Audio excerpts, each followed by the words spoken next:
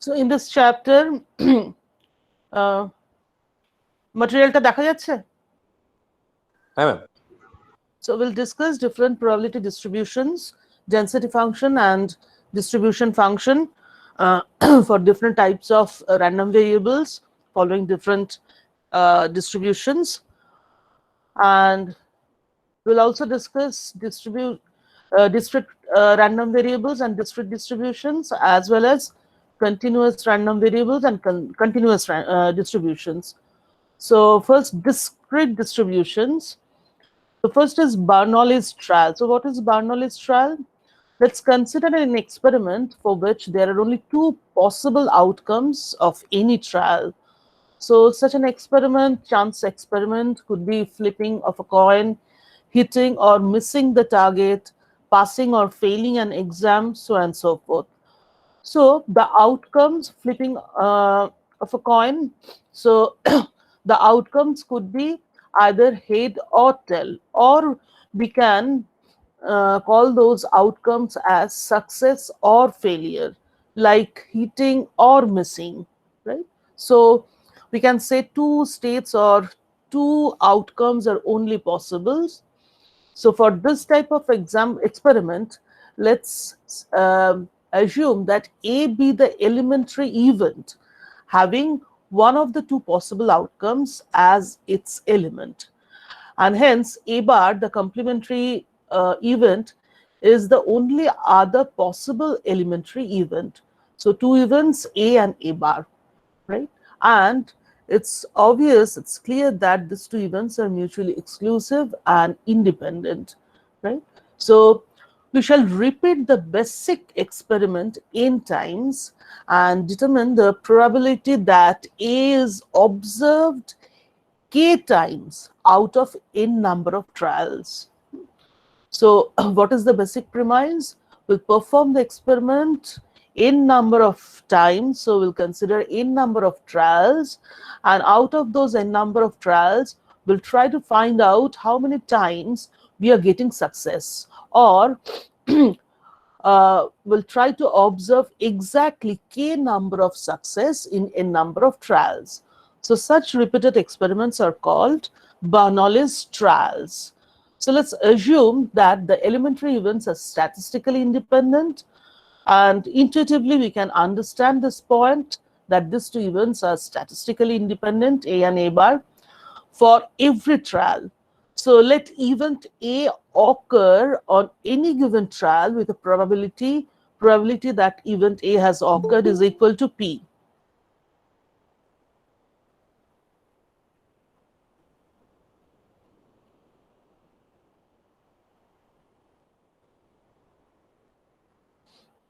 And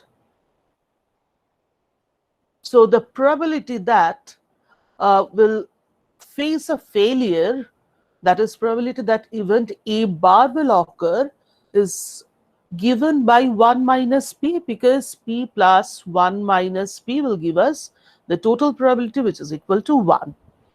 So after n trials of the basic experiment, one particular sequence of outcomes has A occurring k times, which we want to observe, followed by A bar occurring n minus k times, right? We are trying to find out or we are trying to observe k number of successes in a number of trials. So A will occur k times, and hence in a number of trials, A bar will occur n minus k times, right? Now, because of the statistical independence of the trials, the probability of a specific trial is, or rather we can assume the sequence, one particular sequence, one single instance of sequence in which we are getting k successes followed by n minus k failures. So actually we are getting event A, event A, event A, k number of times, followed by event A bar, A bar, A bar, n minus k number of times, right? So the occurrence of events can be associated with their probabilities. So event A will occur k number of times, and hence the probability will be probability A into probability A into probability A k number of times, and followed by probability A bar, probability A bar, probability A bar n minus k number of times, right? So this will give us, this part will give us the probability which is small p, this is small p, the probability, p to the power k into 1 minus p to the power n minus k. Is this clear? Yes, ma'am. Now, this is one particular sequence that we have considered, right?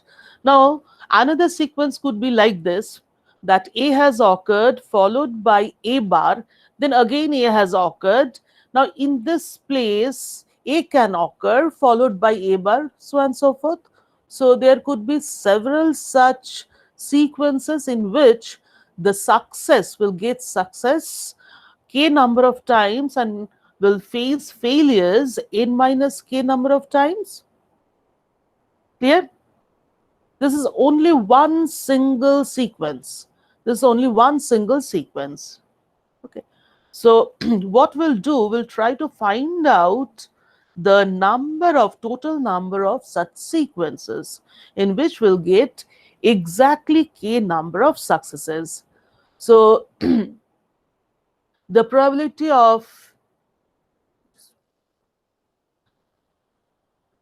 so this is the point, there are clearly other sequences that will yield k events A and n minus k events A bar.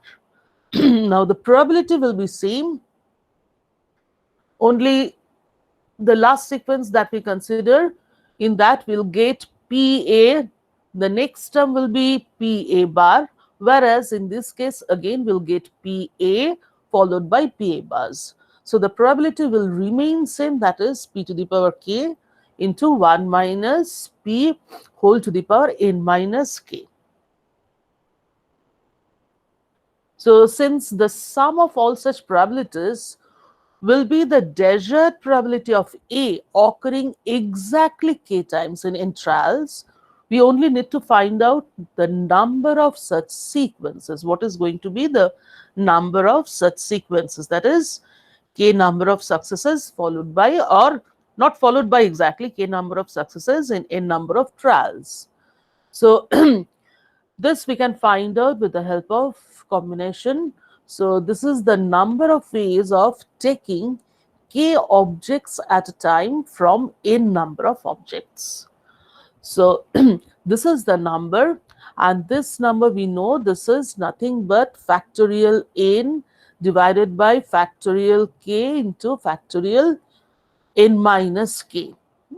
And this number, this is the equation number, this number is known as binomial coefficient, right? So this number will give us the number of sequences in which we'll get exactly k number of successes or k number of heads in n number of trials, where each and every trial has got only two outcomes. So from this to above, these two equations, the first equation is this one, the probability of one particular sequence, and with the help of the second equation we have computed the number of times probability A is occurring, k number of times. Hence from these two equations we can find probability that A occurs exactly k times in n number of trials is given by nk combination k p to the power k 1 minus p to the power n minus k. So this is the probability that we want to find out. Have you understood this? Yes, ma'am. Now, next is Bernoulli's distribution. Now, X is a random variable and is said to be Bernoulli distributed if X takes the values 1 and 0. These are the two values, right? So from this, we can see that X is assuming, the random variable is assuming discrete values and those discrete values are 1 and 0. And hence this distribution is a discrete distribution. So we define the probability of X is equal to 1 to be small p, and probability X is equal to 0 to be equal to Q, which is nothing but 1 minus p. So in an independent trial of n Bernoulli's experiments defined by this equation, with p representing the probability of success in each experiment, if X represent the total number of favorable outcomes, the outcome that we want to observe, so total number of favorable outcomes, then X is said to be a binomial random variable. So we are trying to develop binomial random variable or binomial distribution from the notion of Bernoulli's trial. Okay. So let's see what is binomial distribution again. That is going to be a discrete distribution, and we'll find that the random variable is assuming only two discrete values. So let us assume that a trial can have only two possible outcomes, namely success and failure, and we define probability of success to be small p and probability of failure to be equal to Q, and obviously Q will be equal to 1 minus p. One thing, let me tell you, the equation numbering is not uniform. This BR stand for Bernoulli,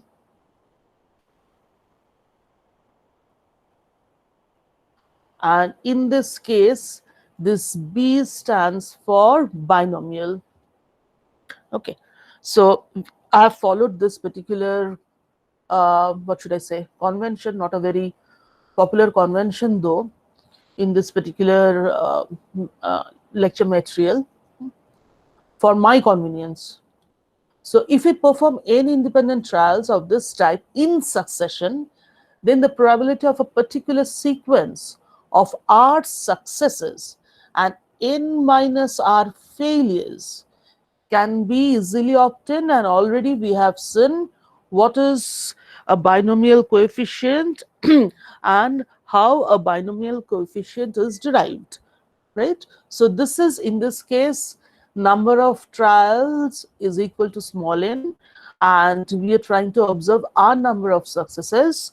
So this is combination NR, which is given by small n factorial small n whole divided by factorial R factorial n minus R.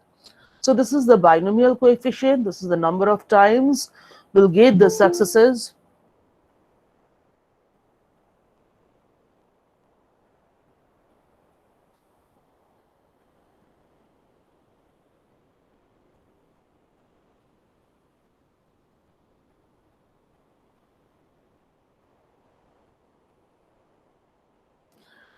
So therefore the probability of there being exactly R successes in n number of trials, already we have seen that we can define this to be the density function, which is equal to probability that X is equal to R.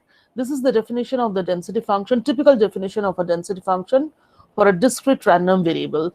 So probability X is equal to R will be given by combination NR p to the power R Q to the power n minus R, or this can also be written as CNR p to the power R 1 minus this Q can be replaced by, substituted by 1 minus p, so 1 minus p to the power n minus R. where we know that P will lie between 0 to 1 and N will have values 1, 2, 3, 4, etc. So now the binomial density function can also be written like this. That is fxx. This is the probability that we are getting r number of successes in n number of trials, right? So now if we vary this r from 0 to n, right? Then the distribution function fx will be same as this part, only we'll have to put a summation sign, right? And r is varying from 0 to n, right? That means we are observing 0 number of successes, then 1 success, 0 number of success, 1 success, 2 successes, 3 successes, so on and so forth, up to n number of successes. And hence the binomial density function can be defined in this manner. And since this is the density function, and since x is a discrete random variable, so this can be termed as the probability mass function as well, and hence we can define this probability mass function with the help of this impulse or impulses at x minus r. So if we integrate this density function, we'll get the distribution function, and in this case we'll get the binomial distribution function, and hence the binomial distribution function will be fx x, that will be equal to summation r will vary from 0 to n again, and this is the binomial coefficient, and this one will be p to the power r, q to the power n minus r. Same, only in case of the distribution function, this impulse will be replaced by unit step. Since it's a discrete random variable, hence we'll get stair step kind of discontinuities in the distribution function, which can be represented by this unit steps. Clear? Do you have any question?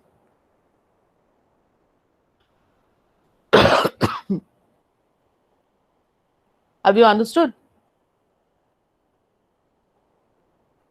Yes, ma'am.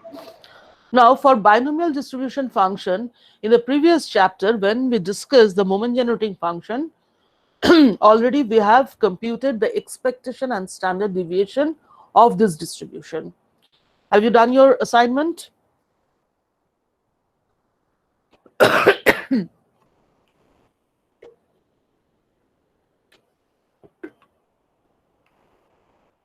Have you done your assignment?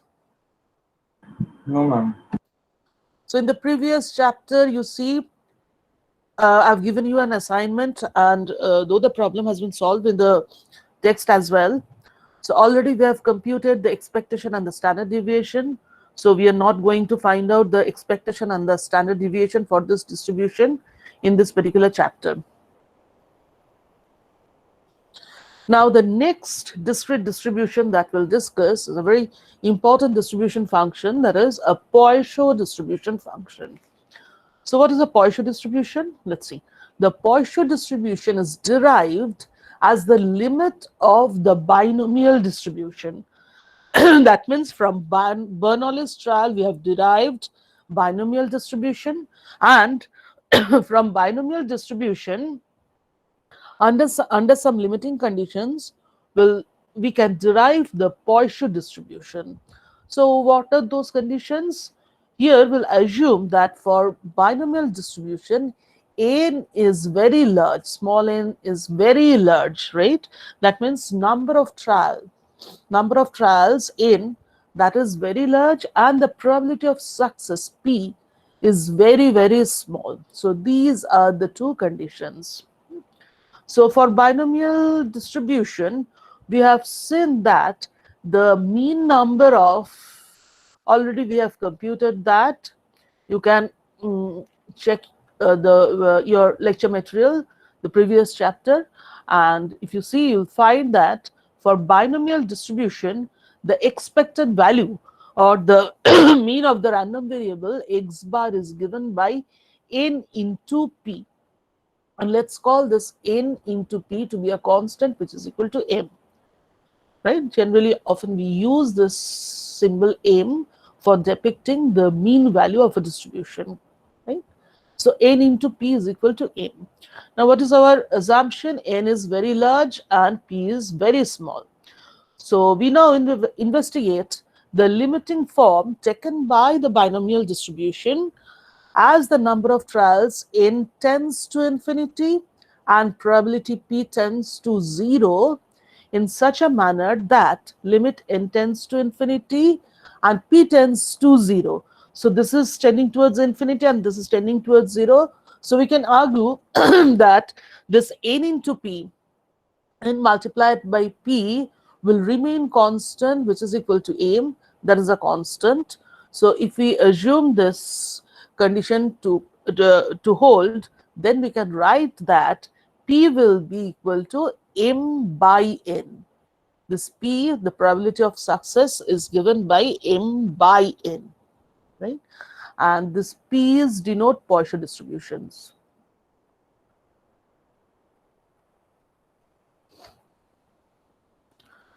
So in the binomial distribution where we have computed the probability of r number of successes in n number of trials, so in that equation, if we substitute in place of p, if we substitute m by n, then we'll get probability of r successes in n number of trials is equal to the CNR combination NR p to the power r q to the power n minus r, right? Or this can be written as CNR p to the power r 1 minus p to the power n minus r.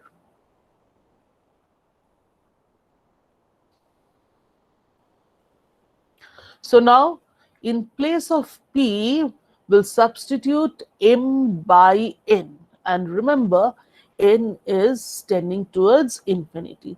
So this PR is equal to this CNR is nothing but n into n minus 1 into n minus 2 into finally n minus r plus 1, that is n minus r minus 1 divided by factorial r, that is CNR, that we know.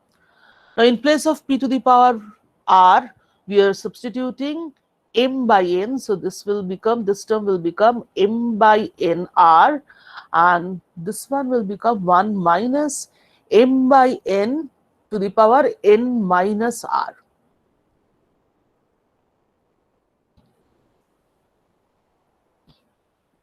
Now what we are doing, we are taking out this m to the power r.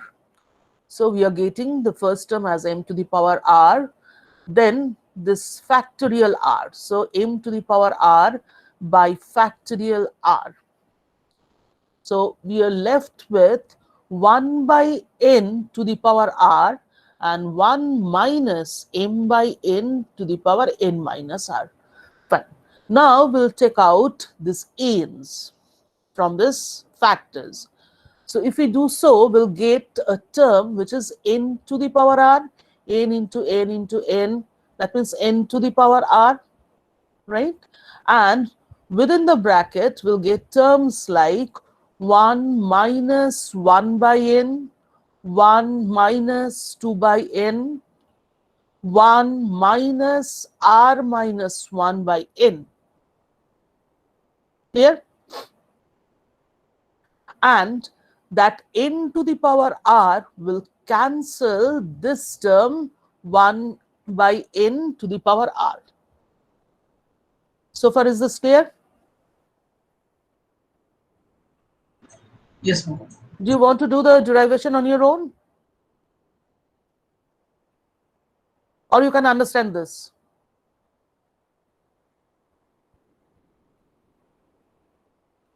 Hello, should I continue or do you want to do the derivation on your own? We will do the derivation on our own. So do it first.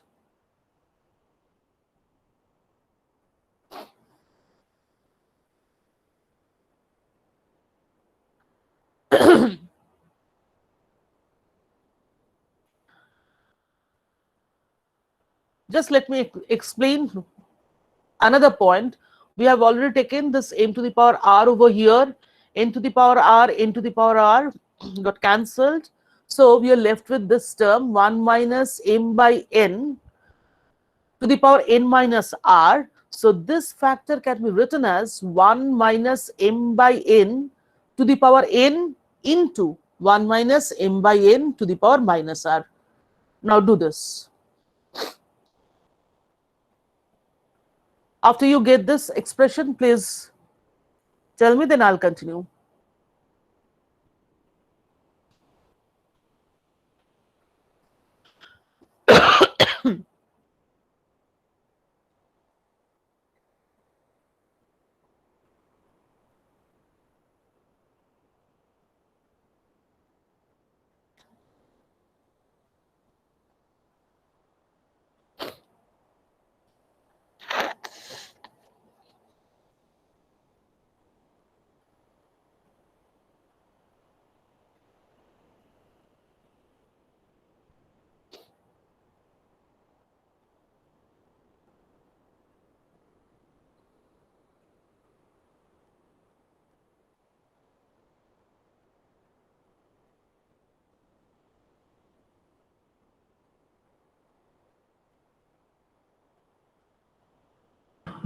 Got it, ma'am.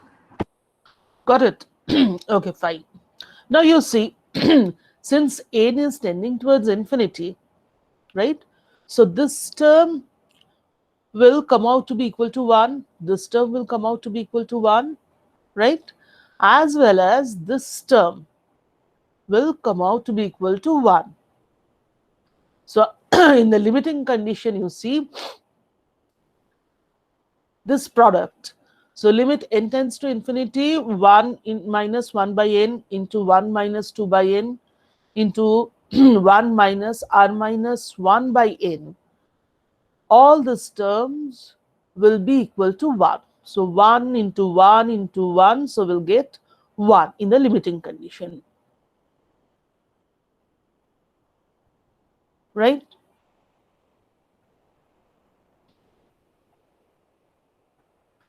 And not this term, I'm sorry, this term 1 minus m by n to the power r.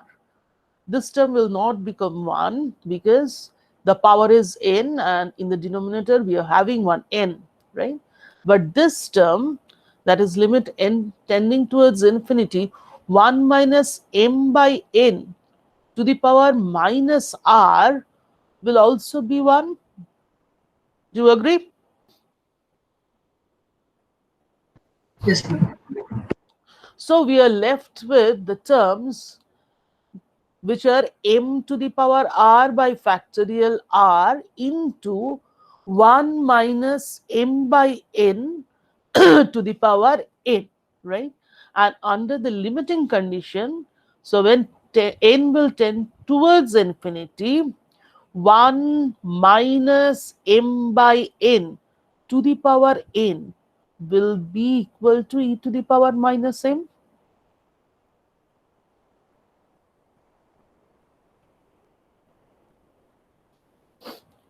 Look at this relation.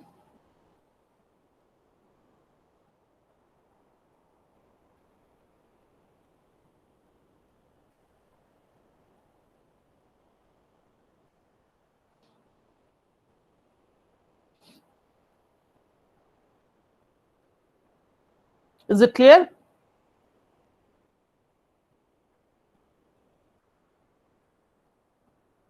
Yes, ma'am. So we have derived the density function for Poisson distribution, and we find that our number of successes that we have derived under the limiting conditions from binomial distribution, PR, is given by m to the power r into e to the power m divided by factorial r. Right? And the most common form of Poisson distribution is given by this, that probability that x will assume a value which is k. X will assume a value which is k is equal to e to the power minus lambda, lambda to the power k. E to the power minus lambda, that means m is being replaced by lambda. So e to the power minus lambda, lambda to the power k, r is being replaced by k by factorial k. And here k can assume discrete values like 0, 1, 2. K is not limited to only two values like 0, 1, right? Here k can assume different discrete values like this. Ma'am, in the previous one, the limit, it should be limit h tends to 0. Right? Which one? In the previous equation, the limit one. Hmm. Yes, here the limit h tends, it should be h tends to 0. 1 plus Yes, h. yes. It's a typo. Sorry. Here, no n is here in this expression. So it should be 1 by h. You're absolutely right. Any other problem? I'll try to correct it. Any other problem?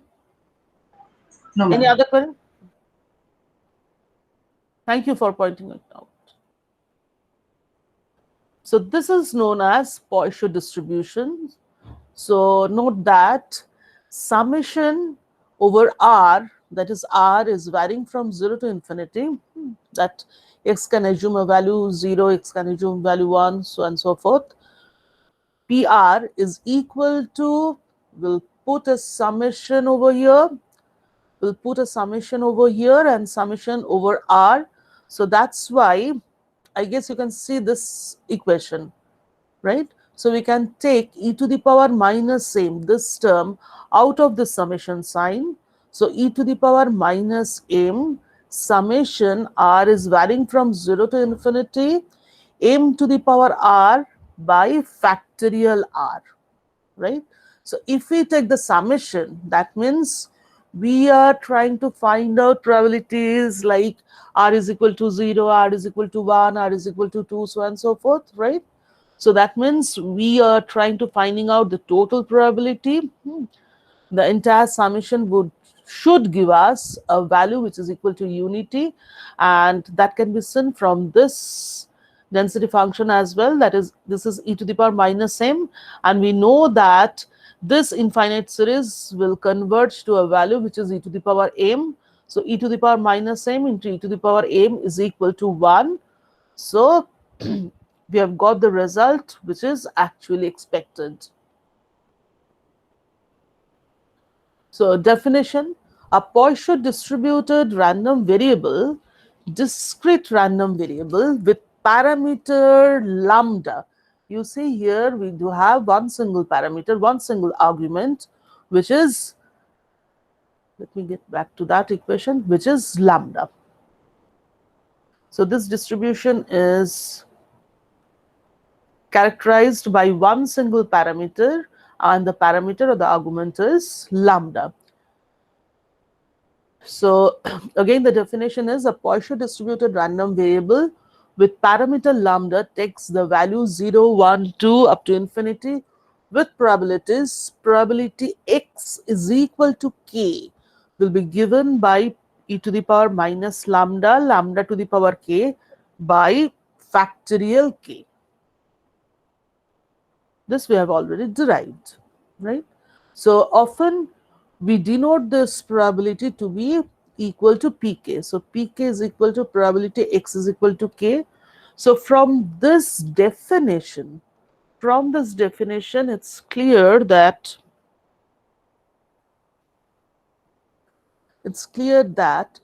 probability k minus 1 by probability k, pk minus 1, that means probability x is equal to k minus 1 by probability x is equal to k is given by e to the power minus lambda, lambda to the power k minus 1 by k minus 1 factorial, whole divided by this whole divided by e to the power minus lambda for pk, e to the power minus lambda, lambda to the power k by factorial k, right? And if you simplify this, then we'll get this ratio pk to pk minus 1 to pk to be equal to k by lambda.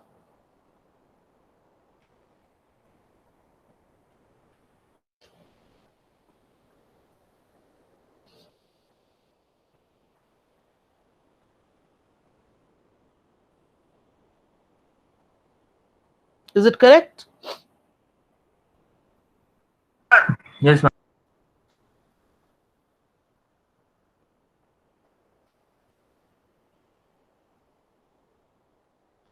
So from this equation, we can write that if k is less than lambda, k is less than lambda, then obviously pk minus 1 will be less than pk, or probability x is equal to k minus 1.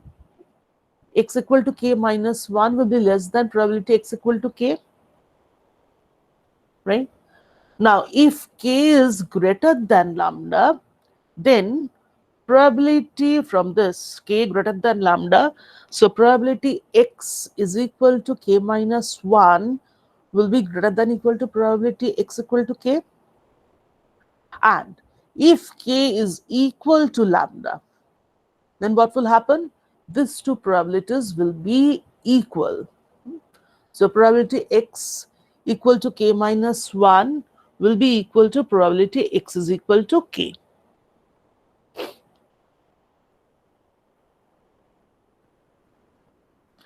So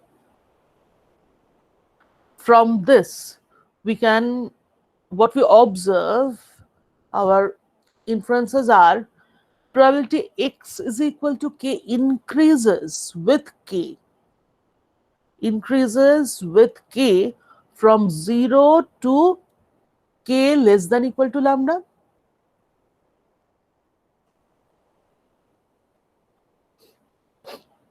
Is it okay?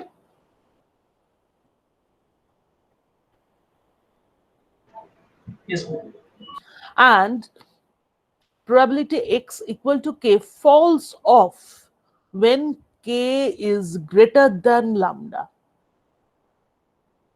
So the probability mass function will have a nature like, first when k will assume a value 0, 1, 2, etc. up to lambda, the probability mass function will increase like this, then it will reach the maximum value when k will be equal to lambda for a given lambda, right?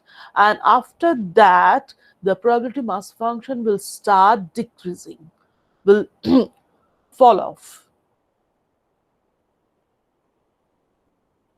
right? And another interesting thing is,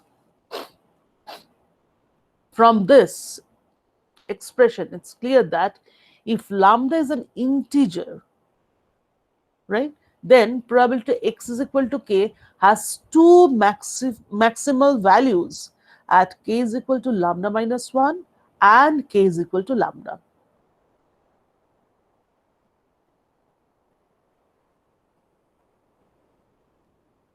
So we can summarize that if the ratio pk minus 1 by pk is less than 1, that means k is less than equal to lambda, then as k increases, pk increases, reaching the maximum value for k is equal to lambda. If lambda is an integer, then pk is maximum for k is equal to lambda minus 1 and k is equal to lambda. So we'll get two peaks, or peak values will occur for two values of k. One is k is equal to lambda minus 1, the other one is k is equal to lambda.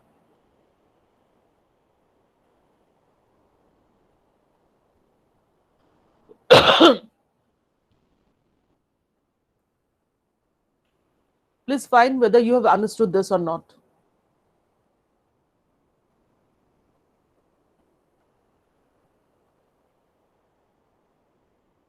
Understood.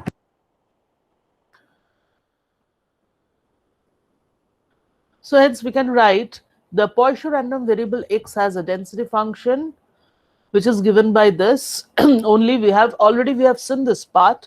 Only there is a discrete random variable, and hence we can incorporate the impulse function in the definition of the density function, right? And from this density function we can derive the distribution function very easily.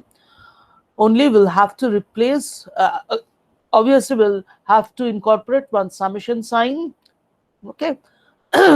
And in place of this impulse function, now we substitute the unit step. So this is a typical density function. Here the value of lambda, you should take the value of lambda. Here it has been shown that the peak is occurring for value of k which is equal to 3 and 4. So the lambda value is not equal to 3, the lambda value should be equal to 4.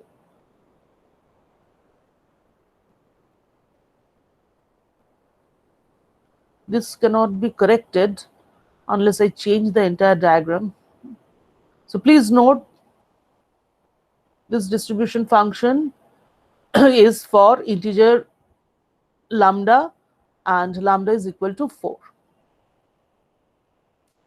And the corresponding representative distribution function can be drawn like this.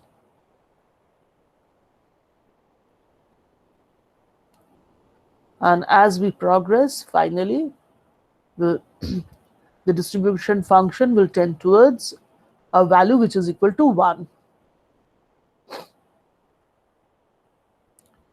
So do you have any doubt?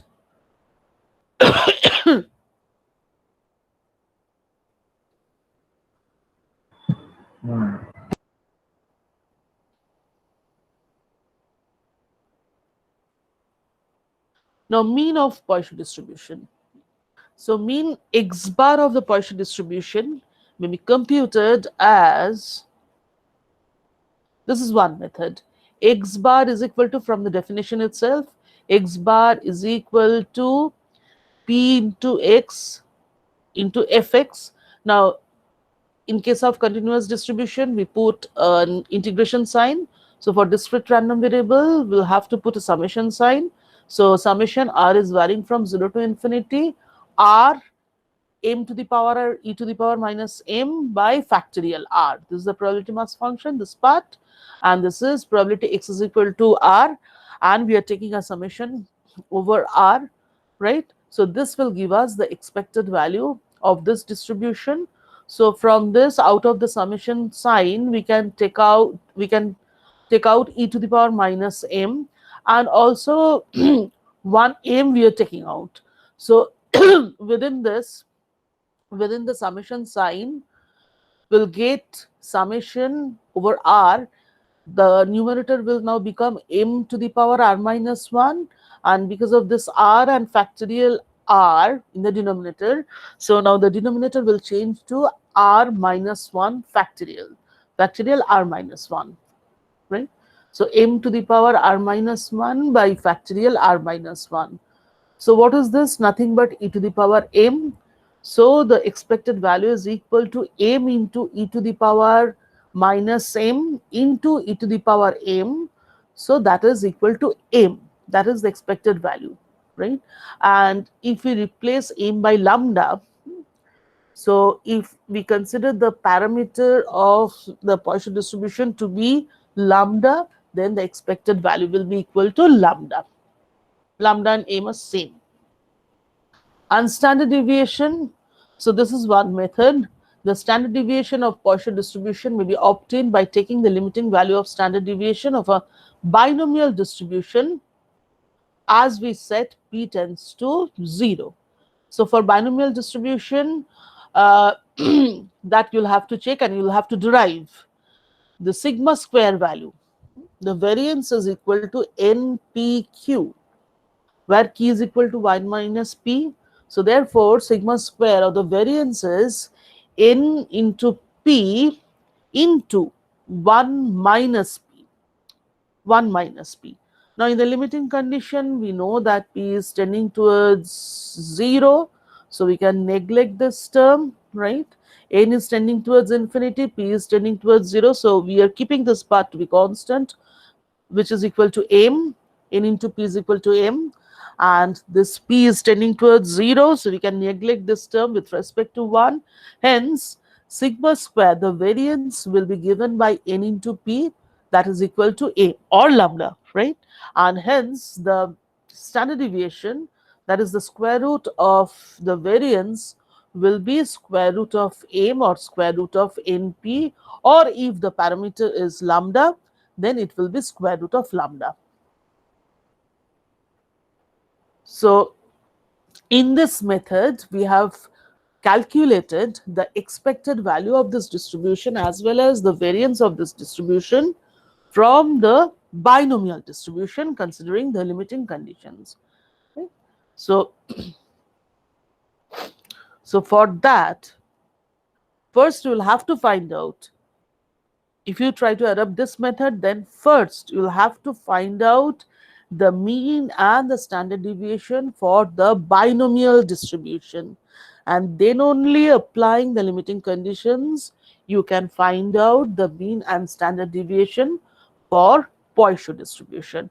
Now, since we know the density function of the Poisson distribution, we have derived the density function of the Poisson distribution, then from the density function itself, we can find out the mean value as well as the variance. How? Let's see. So the expectation and the variance of Poisson distribution can also be derived in this method. So the density function is given by probability x is equal to k. Here we have taken the parameter of the distribution to be lambda. So e to the power minus lambda, lambda to the power k by factorial k. Remember, lambda and m, these are same. So we know that e to the power lambda, is given by this expression, that is summation over k from 0 to infinity, lambda to the power k by factorial k, which is nothing but this infinite series, that is 1 plus lambda square by 2 plus lambda cube by factorial 3, so on and so forth, right? So let's take the derivative of the left hand side. So d e lambda with respect to lambda, obviously. So d e lambda d lambda will be equal to simply e to the power lambda. Do you agree? Yes, ma'am. Now we'll have to take the derivative of the right hand side with respect to lambda. So dd lambda of summation over k lambda to the power k by factorial k will be equal to, consider this part, this is constant, factorial k. So it will remain same, that is factorial k, only the numerator will now become k into lambda to the power k minus 1. If you take the first derivative with respect to lambda,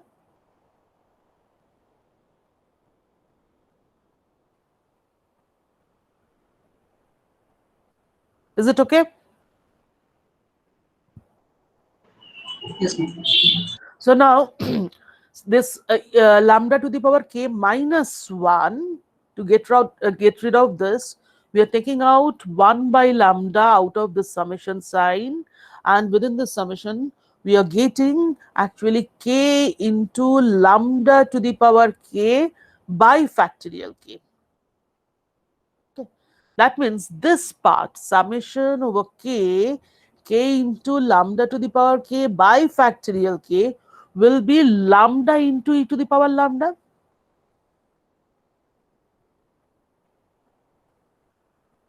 This part will be equal to lambda into e to the power lambda. Let's see.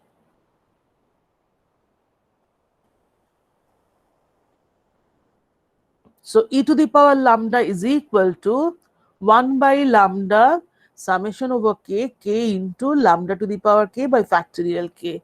Hence, summation O lambda k into lambda to the power k by factorial k will be lambda into e to the power lambda. Okay.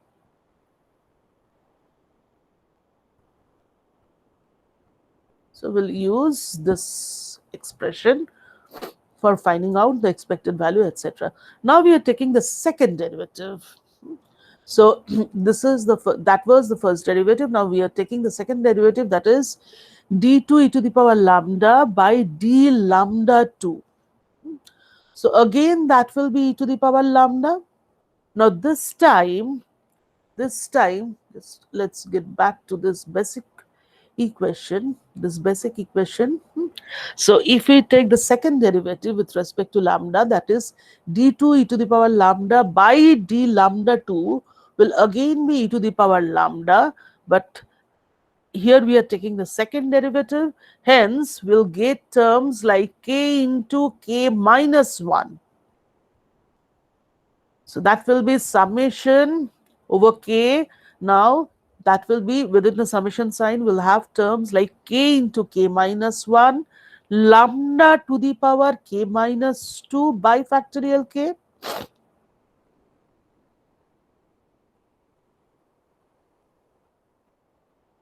Is it okay? Yes, ma'am. So again we are taking out lambda square. So out of the summation sign we'll get a term which is equal to 1 by lambda square, and hence within the summation sign we'll get terms like k into k minus 1 lambda to the power k only divided by factorial k. So this part, that is summation k into k minus 1 into lambda to the power k by factorial k will be equal to lambda square into e to the power lambda. So in the next step, we are writing that expression, that is lambda square into e to the power lambda is equal to summation k 1 to infinity k into k minus 1 lambda to the power k by factorial k.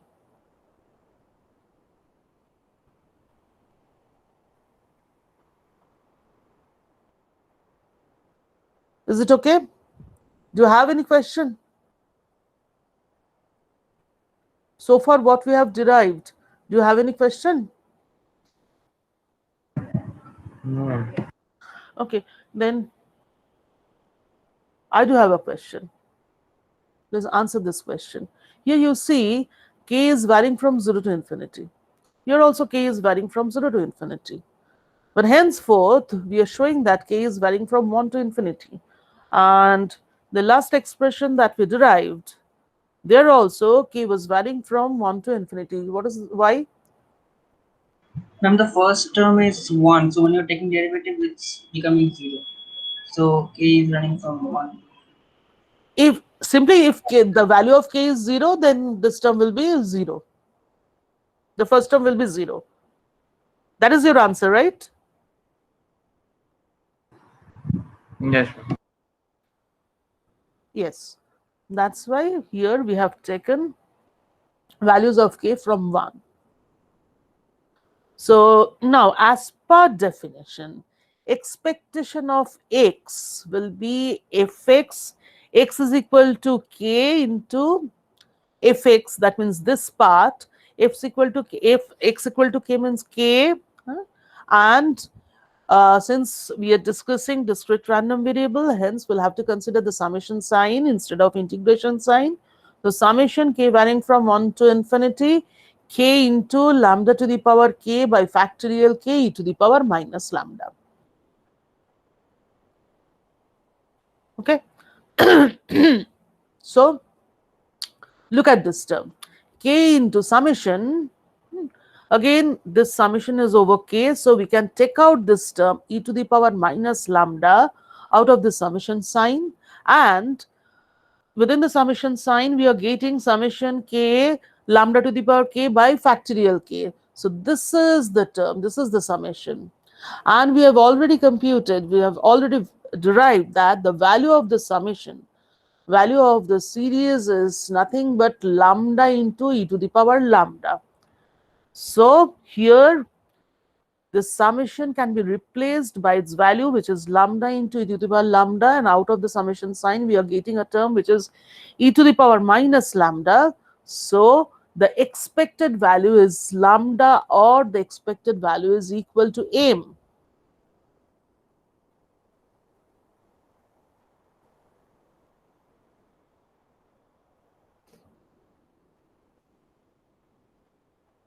This is the expected value. And in this case, we have taken m to be equal to lambda, and we have derived that the expected value of this distribution is lambda. Now the variance, already we have derived that lambda square e to the power lambda is equal to summation k is equal to 1 to infinity k square lambda to the power k by factorial k minus, okay, let me get back to this equation. So lambda square e to the power lambda is summation, you see, k square lambda to the power k by factorial k minus summation k into lambda to the power k by factorial k. In the right hand side, actually we are getting two summations.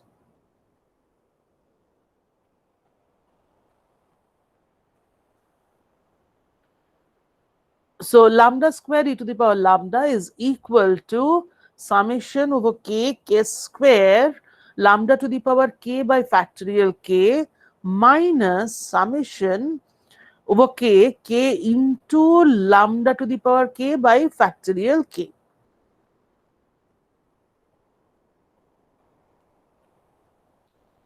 Okay. So this term, that is summation k square lambda to the power k by factorial k, will be equal to this term lambda square into e to the power lambda plus, after side transposition, plus summation of over k into lambda to the power k by factorial k.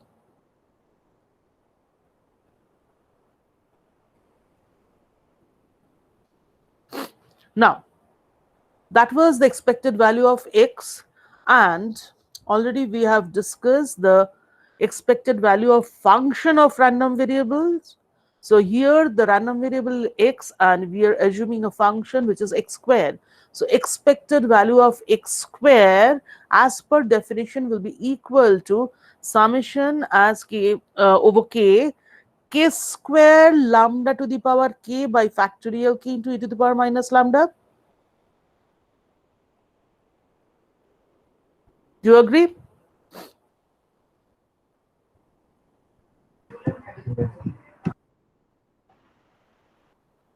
Yes, ma'am.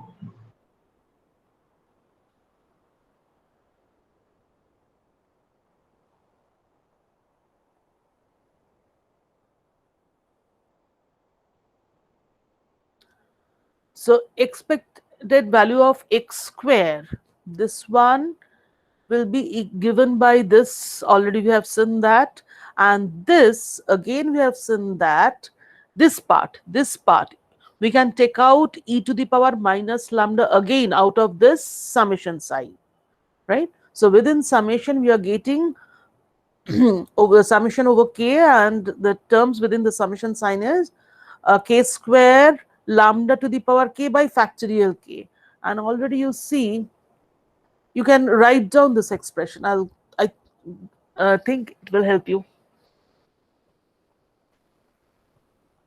Just write down this expression. Rest is very simple.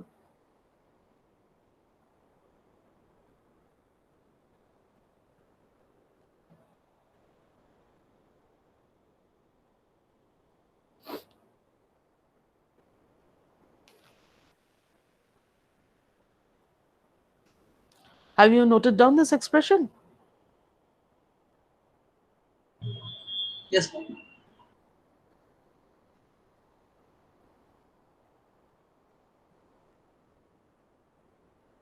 So this term already we have seen is equal to lambda square e to the power lambda.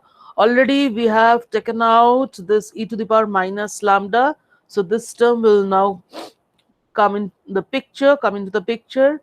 So the first term will be equal to lambda square root e to the power lambda whole multiplied by e to the power minus lambda, plus the second sum is the summation 1 over k, that is k into lambda to the power k by factorial k into e to the power minus lambda.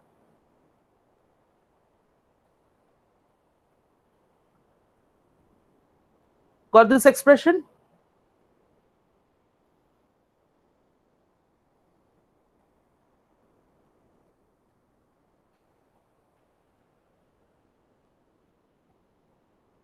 Got this expression?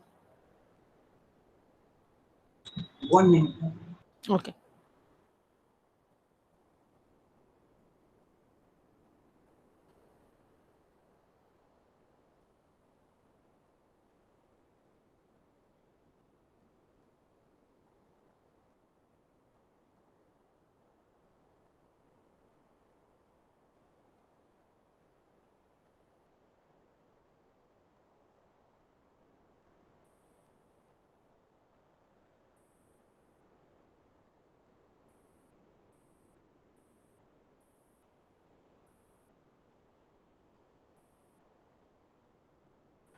Done. So from the first term will reduce to lambda square, and as per the definition, the second term is nothing but the expected value of x, ex.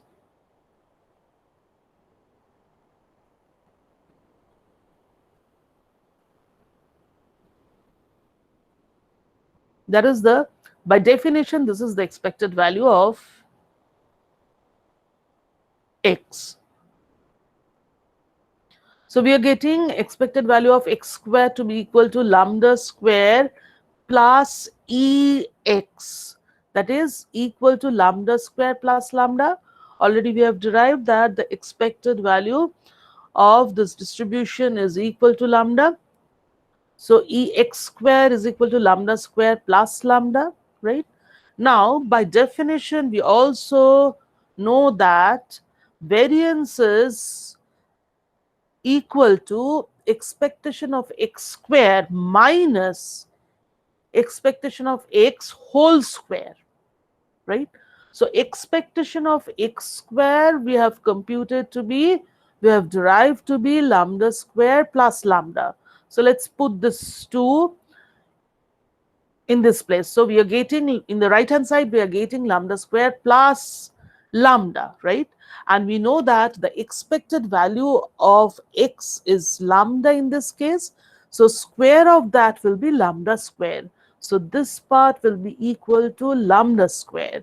So we are getting terms like lambda square plus lambda minus lambda square. So again, the variance will be same as the expectation, which is equal to lambda. And in the previous case also, when we tried to derive the variance from the concept of binomial distribution on a limiting condition, we saw that the variance was equal to m, which is nothing but lambda. So the expected value is lambda, as well as the variance is lambda for this distribution.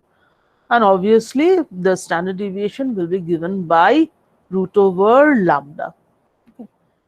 So Poisson distribution, already we have discussed, that is a discrete probability distribution that expresses the probability of a given number of events occurring in a fixed interval of time or space.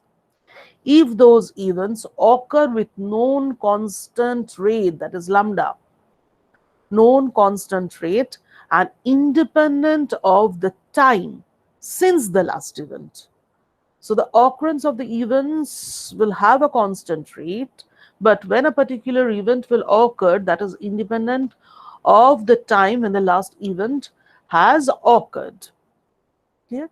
So some examples that may follow a Poisson distribution include the number of phone calls received by a call center, or you can say the number of phone calls received by you on your cell phone or in the landline. So number of phone calls received by a call center per hour.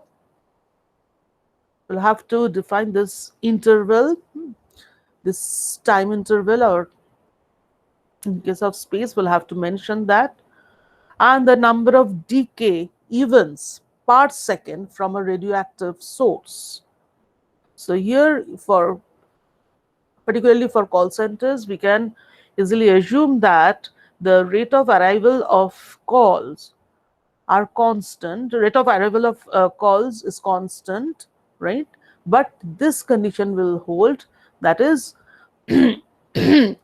these events will occur with known constant rate and independent of the time since the last event.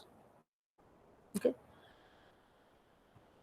So these situations are modeled with the help of Poisson distributions. So often we say that the call arrival rate is Poisson distributed, and Poisson distribution may be useful to model some events like the number of meteorites which are greater than 1 meter in diameter that strike Earth in a year. That's quite a weird example anyway. This is important. The number of this you can relate.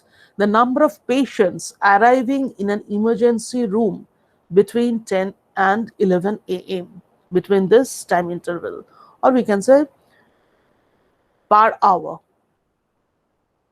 right? And this is your assignment. Please complete your assignments, do your assignments. This is your assignment, that prove that the characteristic function is for this distribution, for this Poisson distribution, the characteristic function can be written in this form, right? And from, first of all, derive the characteristic function, and again the third method, this is the third method, this is going to be the third method. From this characteristic equation, try to find out the expected value and the variance of this distribution. Am I clear? What is your assignment? For this distribution, each and every distribution will have their own characteristic function or moment generating function, right? And from those moment generating functions or characteristic functions, you'll have to find out the expectation and the variance of a particular distribution. So for this Poisson distribution, this is the characteristic function that you'll have to prove, and from this characteristic function, it's not written over here, but the second part of this assignment is to find out the mean and the variance from this characteristic function. Am I clear? Yes, ma'am. So now tell me, should I start uniform distribution? Today, should I start uniform distribution? No, sir. Hello?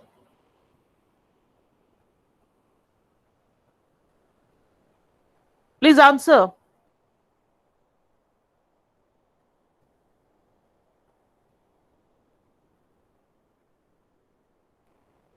No, ma'am. I think we should stop. So do you have any query?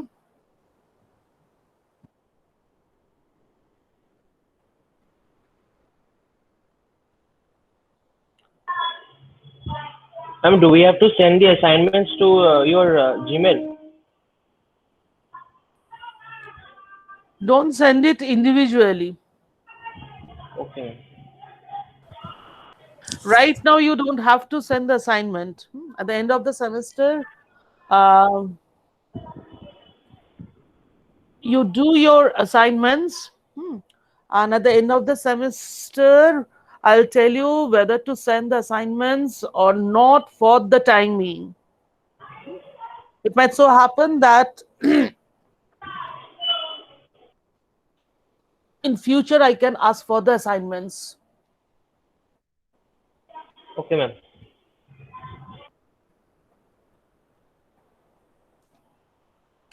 Ma'am next উইকে কি schedule ক্লাসই class হবে? দাঁড়াও